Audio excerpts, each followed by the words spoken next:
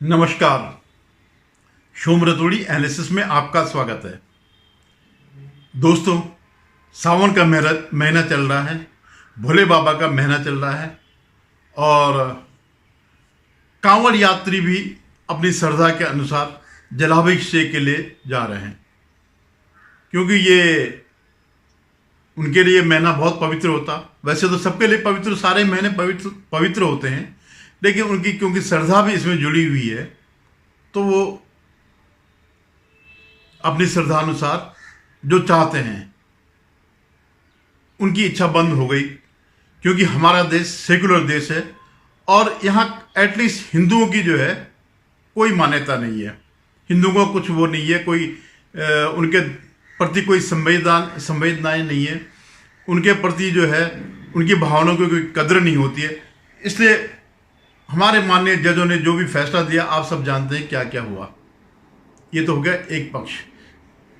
इससे पहले मैं इस बात आगे बढ़ूं, जो इसका 2024 की राजनीति पर जो मैं जिक्र कर रहा हूं, उससे पहले मेरा आपसे निवेदन है कि आप मेरे इस चैनल को सब्सक्राइब करिएगा, शेयर कीजिएगा और कमेंट जरूर करिएगा। धन्यवाद। अब मैं आगे बताता हूं कि एक भस्मासुर था, उसने भोले बाबा की तपस्या करी, भोले बाबा के लिए प्रार्थना करी और भोले बाबा ने उनको आशीर्वाद दे दिया। क्योंकि भोले बाबा बड़े सरल हृदय हैं, तो उसने कहा बता क्या चाहता है। तो उसने कहा कि मुझे ऐसा वरदान दीजिए कि जिसके सर पर मैं हाथ रखूं वो भस्म हो जाए।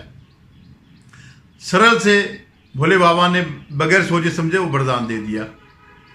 अब एक पहले तो औरों को भस्म करता रहा, जिस पर उसकी इच्छा आई उसके सर पे हाथ रख दिया, भस्म हो गया। अब एक स्थिति ऐसी आई कि वो खुद भोले बाबा को भस्म करने के लिए उनके पीछे पीछे पड़ गया। आगे आगे भोले शंकर, पीछे पीछे भस्मासुर। वो जाकर के एक गुफा में चले गए। जब विष्णु भगवान को ये पता चला कि भोले बाबा के साथ ये सब हो रहा है, तो उन्होंने उबारने के लिए क्या किया, उन्होंने मोहिनी रूप अवतार वो किया, एक नारी का, एक नर्तकी का अवतार लिया और भस्मासुर के आगे वो खड़े हो गए। भस्मासुर उन्हें देख के खुश हो गया, तो वो नृत्य करने लगी, वो भी उनकी तरह नृत्य करने लग गया। तो धीरे धीरे नृत्य करते करते एक मुद्रा ऐसी आई कि विष्णु भगवान का जो मोहिनी रूप था, उन्होंने अपने सर पे हाथ रखा, तो भस्मासुर ने भी अपने सर पे हाथ रख दिया और इस तरह उसको, उसकी मुक्ति, उससे जो है देवताओं को मुक्ति मिल गई। यानी भस्मासुर खुद अपने आप खत्म हो गया। अब मैं राजनीति पे बात करता हूं। 2024 की राजनीति पे क्या हुआ। अभी हाल ही में जो 2024 के लोकसभा के चुनाव संपन्न हुए, उसमें क्या हुआ। उसमें जो कांग्रेस पार्टी गर्त में जा रही थी, खत्म होने को थी, वो अचानक 99 पर पहुंच गई। 53-54 सीट उनकी थी और 99 तक वो पहुंच गए। अब ये मत समझिएगा कि ये अपने बल पर पहुंचे। ये विपक्ष ने भस्मासुर एक पैदा कर दिया था, वो था राहुल गांधी। यूपी में मुलायम सिंह ने पैदा किया, महाराष्ट्र में उन्होंने पैदा किया, महाविकास अघाड़ी, इन लोगों ने पैदा किया। ये दो ऐसे राज्य थे जहां इनको अपेक्षा के अनुरूप नहीं मिला, अपेक्षा के उम्मीदों के बिल्कुल खिलाफ इतनी ज़्यादा सीट मिल गई कि वो उनका 99 नंबर पहुंच गया। जहां जहां टक्कर थी कांग्रेस और भाजपा की, वहां इनका मटियामेट हो गया। आप वो देख लीजिएगा, उड़ीसा में 21 सीट में से 20 सीट अकेली बीजेपी ले गई। लेकिन जितने भी ये कहते हैं, ये पूरा इकोसिस्टम जो कहता है कि बीजेपी हार गई, बीजेपी हार गई, तो वो उसका जिक्र नहीं करता। हारी कहां पर, वो मेनली 37 जो ये 30 सीटें जो है यूपी में जो हारी, और महाराष्ट्र में, ये दो ही ऐसे राज्य हैं जहां बीजेपी को बुरी हार का सामना देखना पड़ा, उम्मीदों के अनुरूप जो है नहीं मिला। लेकिन इन सब में इसका कोई योगदान ही नहीं है कांग्रेस का। यूपी में अखिलेश नंबर 2 की पार्टी है, समाजवादी पार्टी, बीजेपी के बाद। और अखिलेश ने कई प्रयोग किए, कभी कांग्रेस के साथ, कभी मायावती के साथ चुनाव गठबंधन बना करके लड़े वो, लेकिन अखिलेश को वो सफलता नहीं मिली जो इस बार मिली। और जहां तक मेरा ख्याल है, संभवतया इतने सांसद अखिलेश को समाजवादी पार्टी को मुलायम सिंह के टाइम पर भी नहीं मिले होंगे। एग्जैक्टली मुझे याद नहीं कि कितना मैक्सिमम मिला था। अब हुआ क्या कि इस बीच जो है, क्यों अखिलेश को राहुल गांधी की मदद लेनी पड़ी, जबकि कांग्रेस का अस्तित्व ही संकट में था। तो हुआ क्या कि उससे पहले कर्नाटक और तेलंगाना के चुनाव हुए और वहां का जो मुस्लिम पूरा समुदाय है वो कांग्रेस के पीछे खड़ा हो गया। बस सिर्फ इस एक बात ने अखिलेश को घबरा दिया। उसको लगा अगर हम अलग हो गए, दोनों मिलकर नहीं लड़े, तो मुस्लिम जो वोट बैंक है या तो कांग्रेस तरफ पूरा चला जाएगा या ये वोट बैंक बढ़ जाएगा और हम बुरी तरह हारेंगे। तो इस दबाव में आकर के अखिलेश ने इनसे वो किया, कांग्रेस से गठबंधन किया और कांग्रेस की 6 सीट आ गई। कांग्रेस मृतप्राय कांग्रेस जो है उसके अंदर संजीवनी आ गई। अब स्थिति क्या है कि अब जो बढ़त कांग्रेस को यूपी में मिली, अब वो अपनी मान करके अब इनसे हिस्सेदारी मांगने का प्रयास कर रही है। चाहे उपचुनाव हो या आगे 2027 के विधानसभा चुनाव हो या आगे किसी और राज्य में जहां कि ओबीसी का बहुमत है या ओबीसी का वो है, ओबीसी और मुस्लिम वोट बैंक है। अब ये क्या है कि ये स्थिति यह आ रही है कि जिस कांग्रेस को इन्होंने खड़ा किया वो अब अपना कीमत मांगेगी और इस बात को अखिलेश समझ रहे हैं। जिस ढंग से कांग्रेस पार्टी इसको राहुल गांधी को प्रोजेक्ट कर रही है पूरे विपक्ष के नेता के रूप में, जबकि ऐसी कोई स्थिति है नहीं, और इस बात को समझ करके ही सबसे पहले विद्रोह किया ममता बनर्जी ने। ममता बनर्जी कोई भी भाव नहीं दे रही है। 2024 के चुनाव से पहले से 2024 में उन्होंने दिखा दिया कि तुम्हारे पीछे मुस्लिम भले ही खड़े हों लेकिन यहां पर मैं हूं। और एक टेस्टिंग वो था, टेस्टिंग क्या था कि इनको भले ही कर्नाटक में मिले हों और तेलंगाना में मिले हों, लेकिन यहां पर वेस्ट बंगाल में सारे मुस्लिम वोट बैंक जो है ममता के पीछे खड़ा हो गया, जबकि कांग्रेस और वामपंथियों ने गठबंधन भी किया। तो ममता समझ गई कि इनकी फेस वैल्यू कोई इतनी ज्यादा नहीं है। ठीक है, मुस्लिम जहां पर विकल्प नहीं है वहां पर कांग्रेस है, लेकिन जहां पर विकल्प है और मजबूत विकल्प है वहां पर वो नहीं जाएगा।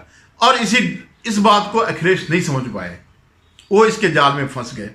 और यहां अखिलेश को बड़ी सफलता मिली, लेकिन अगर ये कांग्रेस से अगर नहीं वो करते, तालमेल नहीं करते, गठबंधन नहीं करते, तो हो सकता है इससे भी ज्यादा सीट मिल जाती।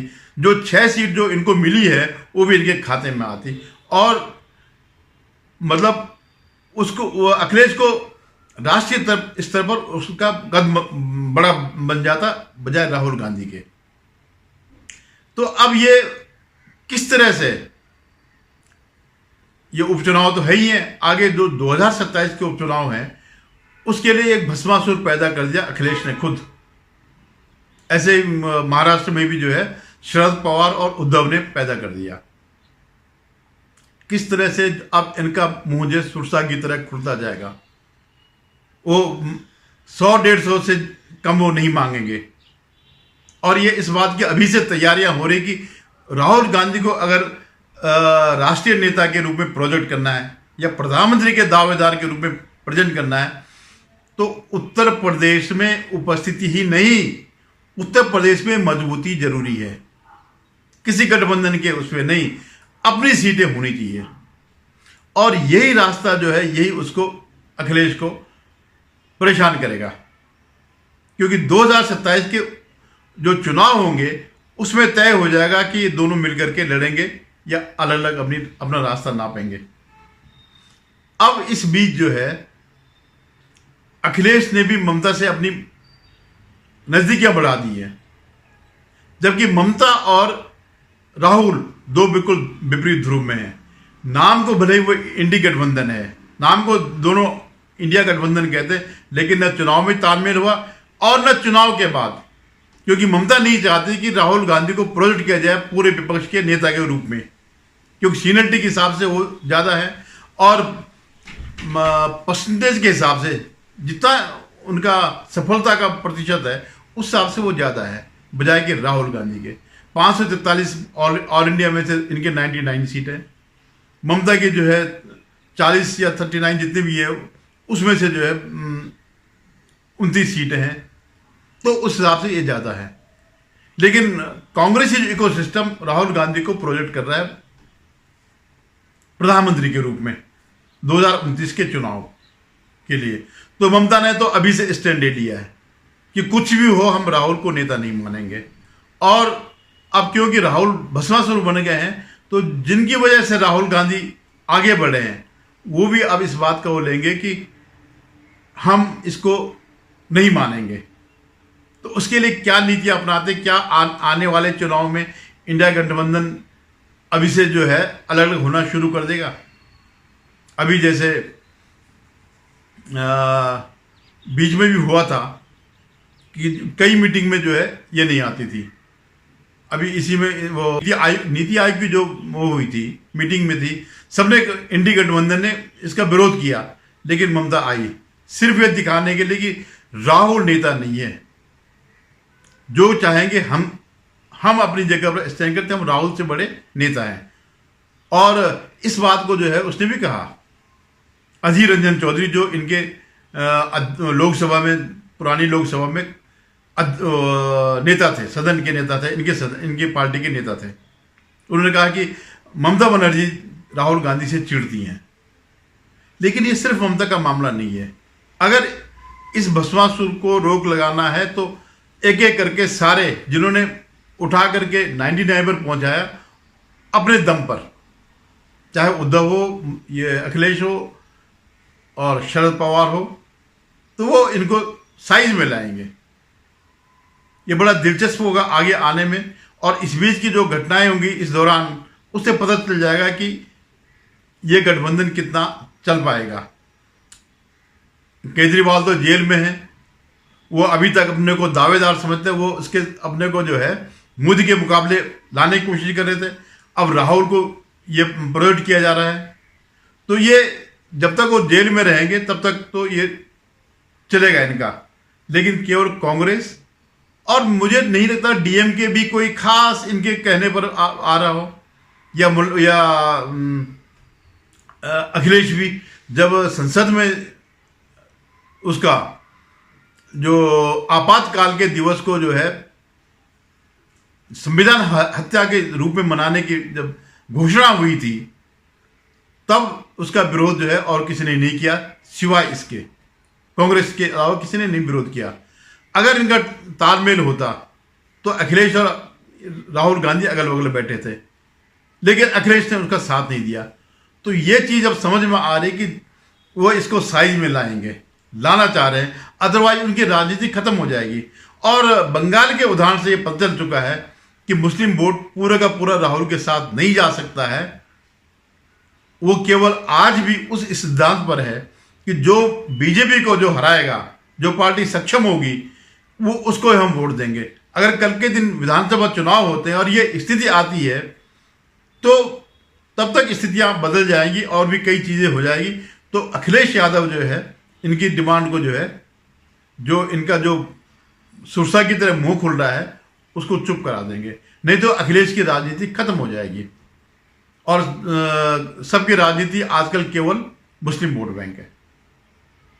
तो देखना आगे क्या होता, इस पर नज़र रखिएगा और ये डेवलपमेंट होते रहेंगे। इस ढंग से जो इंडी गठबंधन है, इनकी आपसी जो खटपट है, बस सिर्फ कभी भी औपचारिक रूप से तोड़ने की बात आएगी, बाकी अदरवाइज ये कहीं पर स्टैंड नहीं कर रहा है।